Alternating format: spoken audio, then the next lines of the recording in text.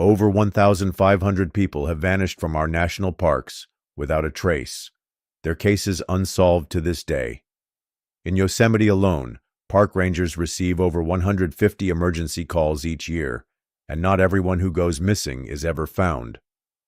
In the heart of California's Sierra Nevada mountains lies Yosemite National Park, a crown jewel of America's natural heritage. Towering granite cliffs, thundering waterfalls, and ancient sequoia groves draw millions of visitors each year to witness nature's splendor. But beneath this postcard-perfect facade lies a darker reality, one where hikers, campers, and even experienced outdoorsmen sometimes step into the wilderness and never return. Yosemite spans nearly 750,000 acres of rugged, unforgiving terrain. Its vast backcountry areas extend far beyond the well-trodden paths of Yosemite Valley, creating endless opportunities to become hopelessly lost. Dense forests obscure visibility, sheer cliff faces create impassable barriers, and rapidly changing weather conditions can transform a pleasant hike into a survival situation within minutes. In these remote reaches, cell phone signals vanish, and so do people, sometimes without leaving a single trace. What makes Yosemite's disappearances particularly disturbing isn't just their frequency, but the inexplicable circumstances surrounding many of these cases. Experienced hikers vanishing from well-marked trails, search dogs unable to pick up any scent, personal belongings found arranged in bizarre patterns, bodies discovered in previously searched areas or in locations physically impossible to reach, and most chilling of all, the cases where no evidence, no remains, and no explanation is ever found, as if the wilderness itself swallowed these individuals whole, leaving families with questions that will haunt them forever. Tonight, we delve into the mysterious vanishings that have occurred within Yosemite's boundaries, cases that defy conventional explanation and continue to baffle authorities decades later. Some attribute these disappearances to the harsh realities of nature, while others point to more sinister or supernatural forces at work. Whatever the truth may be, one thing remains certain. For some who enter Yosemite's breathtaking landscape, the price of admission becomes far higher than they ever imagined. Our first case takes us back to June 1981, when 14-year-old Stacy Ann Arras vanished while on a horseback riding trip with her father and a tour group in Yosemite's high country. The group had stopped at Sunrise High Sierra Camp, and Stacy wanted to photograph a nearby lake. Her father, tired from the ride, stayed behind as she set off with a 70-year-old man from their group. When the elderly companion stopped to rest just 100 yards from the lake, Stacy continued alone for the remaining few minutes' walk. She was never seen again. What makes this case particularly baffling is that despite an extensive search involving tracking dogs, helicopters, and hundreds of people covering the relatively open terrain, not a single trace of Stacy was ever found except for her lens cap discovered on a nearby trail. The lake area offered clear visibility in all directions with minimal tree cover, making it seemingly impossible for someone to vanish so completely. Even more disturbing, multiple search and rescue personnel reported experiencing inexplicable equipment malfunctions and disorientation while searching for the teenager. In October 1995, experienced backpacker Michael Feisery, 51, embarked on what should have been a routine 4-day solo hike through the Clark Range in Yosemite's southern wilderness. Feisery was no novice. He had extensively researched his route, carried proper equipment, and even left a detailed itinerary with family members. Weather conditions were ideal that week with clear skies and mild temperatures. When Feisery failed to return, a search began that would eventually grow to include over 100 personnel and aircraft scanning the region. 5 days into the search, rangers found his campsite near Obelisk Lake. The scene defied explanation. Feisery's tent was properly set up, his backpack neatly packed, and cooking equipment arranged as if he had stepped away momentarily. His camera contained photos taken just hours before his estimated disappearance. Most perplexing was the discovery of his boots, placed neatly side by side outside his tent, suggesting he had removed them before vanishing. No tracks led away from the campsite, and despite the terrain being relatively open with limited places to conceal a body, no trace of physery has ever been found. Perhaps the most disturbing case occurred in July 2005, when 41-year-old park ranger Jeff Thompson disappeared during a routine patrol in the remote northwest section of Yosemite. Thompson, with 15 years of wilderness experience and intimate knowledge of the park, had radioed his position near Grand Mountain around noon, reporting nothing unusual. When he missed his scheduled check-in 3 hours later, protocols were immediately activated. Search teams discovered Thompson's Park Service vehicle parked at a trailhead, with his backpack still inside, suggesting he hadn't planned a long excursion. What investigators found next sent chills through the search team. Thompson's uniform shirt, folded with unnatural precision, placed in the center of a clearing approximately half a mile from his vehicle. His radio, hat, and keys were arranged in a perfect triangle around the shirt. Despite being an area Thompson had patrolled dozens of times, his footprints simply ended in soft soil about 20 feet beyond this bizarre scene. The most inexplicable element emerged when cadaver dogs brought to the location showed extreme distress, refusing to approach the clearing while exhibiting unusual behavior their handlers had never witnessed before. Thompson's case remains classified as open, with park officials reluctant to discuss certain details. In August 2011, 25-year-old experienced rock climber Samantha Wright told friends she was heading to Yosemite for a day hike before attempting a climb the following morning. Wright's car was found at the Cathedral Lakes trailhead, a popular and well-traveled route. Weather conditions that day were perfect, sunny with moderate temperatures.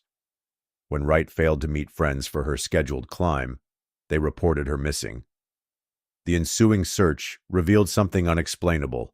Multiple hikers reported seeing Wright on 3 different trails simultaneously that afternoon, trails separated by several miles of difficult terrain.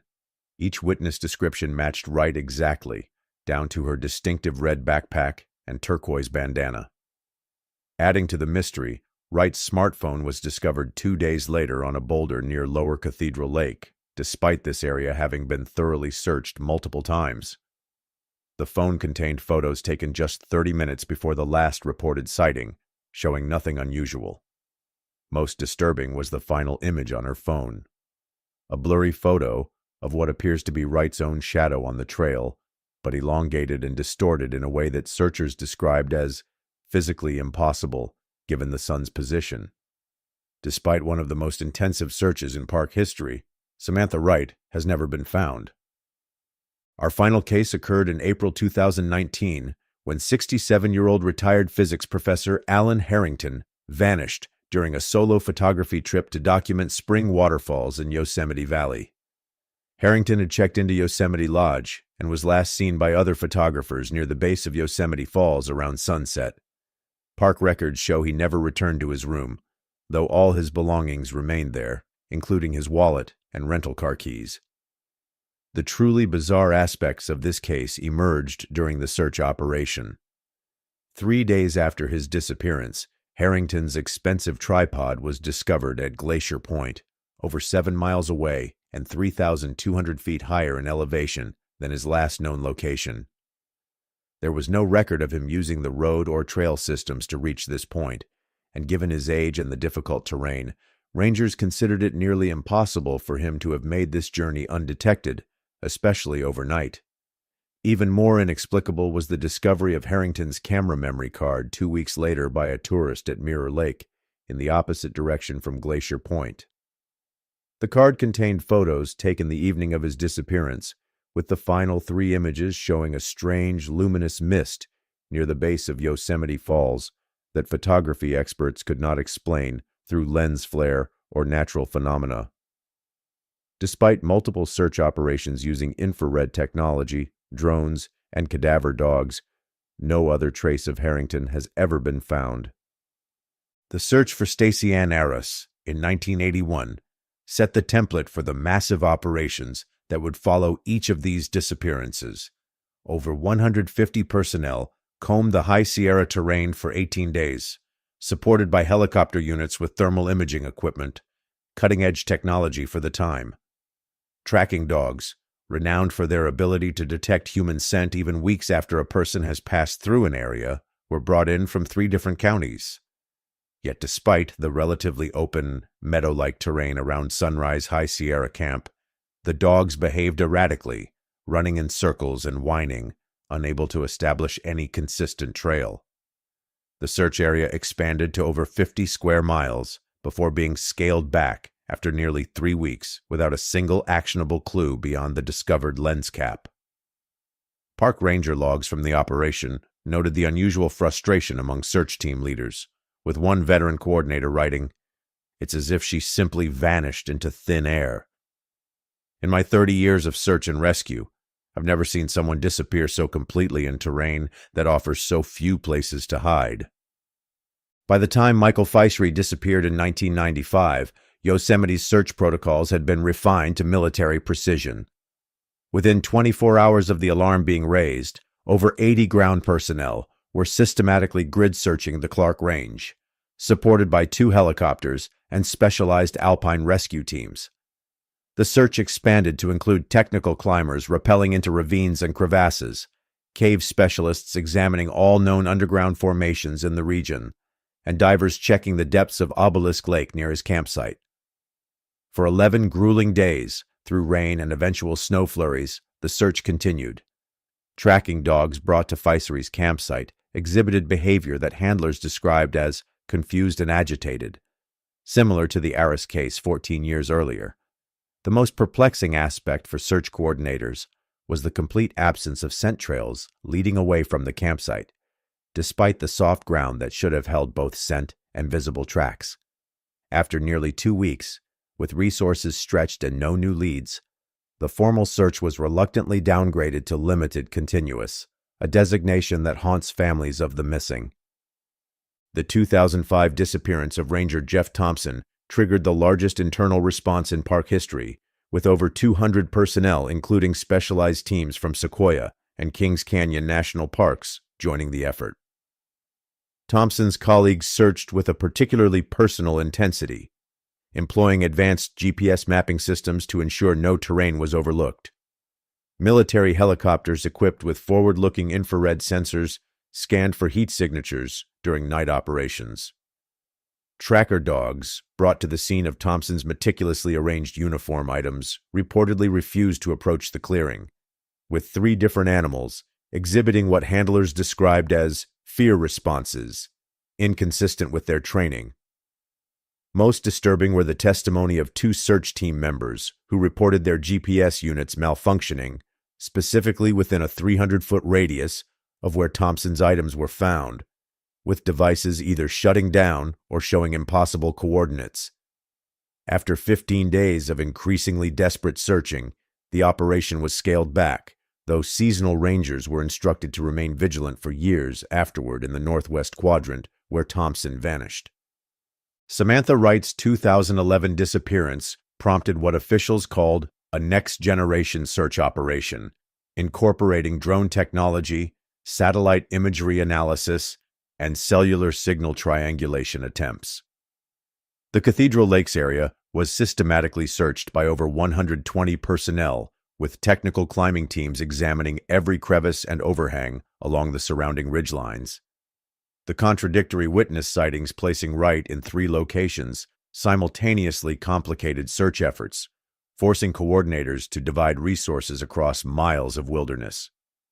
Park officials took the unusual step of bringing in specialized forensic photographers to analyze the distorted shadow image on Wright's phone, but results were inconclusive.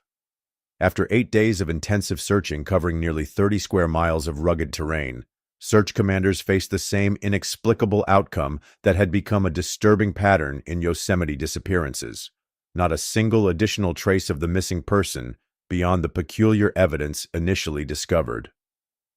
Professor Harrington's 2019 disappearance benefited from the most technologically advanced search in park history, including thermal drones capable of detecting body heat through forest canopy, AI-enhanced analysis of satellite imagery taken during the search period, and specialized audio equipment designed to detect human voices or movement across vast distances. The geographic impossibility of his equipment being found at wildly separated locations led search coordinators to initially suspect multiple perpetrators might be involved in deliberately planting evidence. This theory was abandoned when extensive forensic analysis of the tripod and memory card showed only Harrington's DNA and fingerprints. The 3-week search operation eventually involved over 250 personnel and volunteers before being suspended with the now familiar and haunting limited continuous designation. When examining possible explanations for these vanishings, conventional theories quickly reveal their inadequacy. While accidental falls, exposure to elements, or wildlife attacks might explain some wilderness disappearances, they fail to account for the bizarre evidence patterns in these cases. A fall victim leaves remains. Exposure deaths result in discoverable bodies. Even in rare predator attacks, biological evidence persists: blood, clothing fragments, or tracks. The meticulously arranged personal items, the complete absence of scent trails, and equipment found in impossible locations all defy these conventional explanations. Criminal theories face similar challenges. Yosemite's vastness would indeed make it attractive to a potential predator. But how could such an individual operate undetected for decades, leaving no forensic evidence, while somehow overcoming experienced outdoorspeople like Thompson and Fiesery? More controversial theories have emerged from researchers who note geographical and geological anomalies around disappearance clusters. Some point to Yosemite's unique granite composition and quartz deposits, which under certain conditions generate measurable electromagnetic anomalies that could potentially affect human cognition and navigational abilities.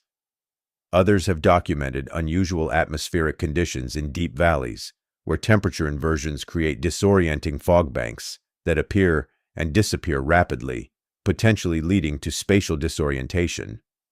Fringe researchers have even mapped what they claim are thin spots in Yosemite, areas where disappearances occur with statistically improbable frequency, often near water sources, granite overhangs, or at boundary zones between ecosystems.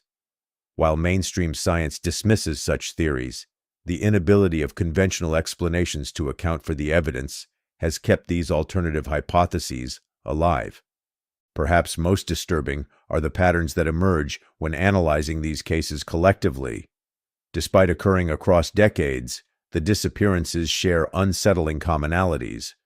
Personal items arranged in unnatural patterns or positions, tracking dogs exhibiting unusual behavior or refusing to follow scents, electronic equipment malfunctioning near disappearance sites, and the victims often being alone for just brief periods before vanishing without trace.